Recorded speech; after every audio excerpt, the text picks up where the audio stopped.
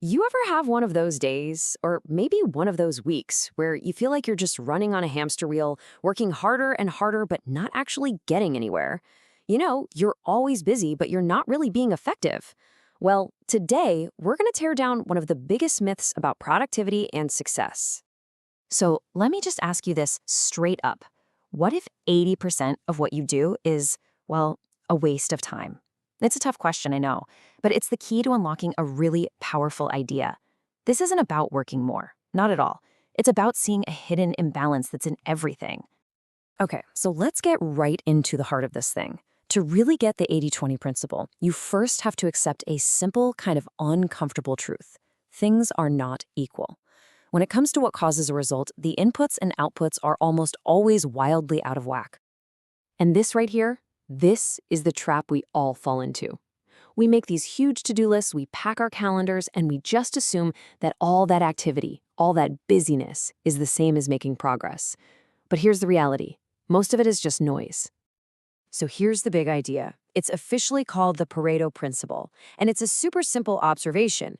In pretty much any system you look at, a small number of things, we're talking around 20%, are responsible for the vast majority of the results, like 80% of them. And once you see this pattern, you see it everywhere. It's not some fluke. In business, like you see here, a tiny fraction of products, that vital 20%, brings in 80% of the money. But it's not just business. Get this.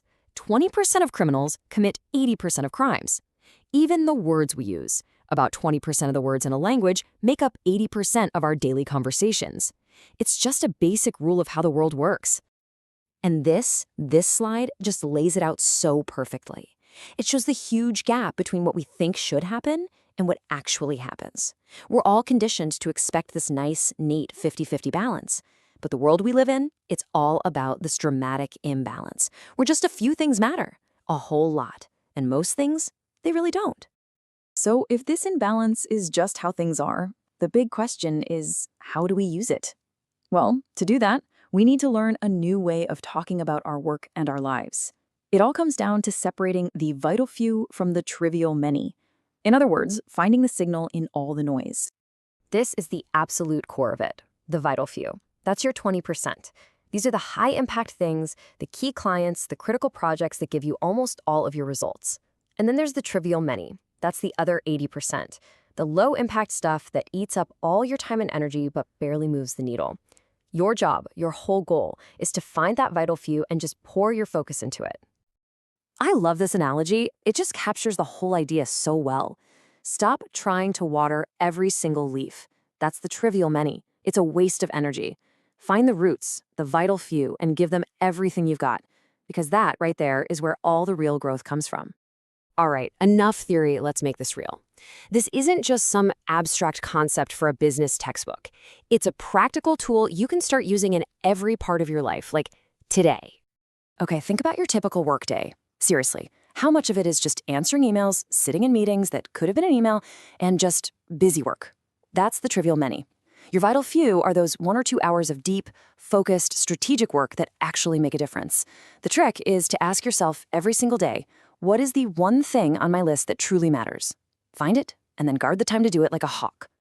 Now, if you run a business, this insight is an absolute game changer. Instead of trying to make every single customer happy, you need to figure out who that top 20% is, the ones who really drive your profits. Who are they? What do they want? How can you give them more value? Focusing on them is way, way more effective than chasing 100 small, low-value clients. And yeah, this works for our personal lives too. Think about it. A few key relationships give us most of our emotional support, our happiness, our sense of connection. And inside those relationships, it's the small, consistent things, the vital few actions that matter. It's not about the big, flashy gestures.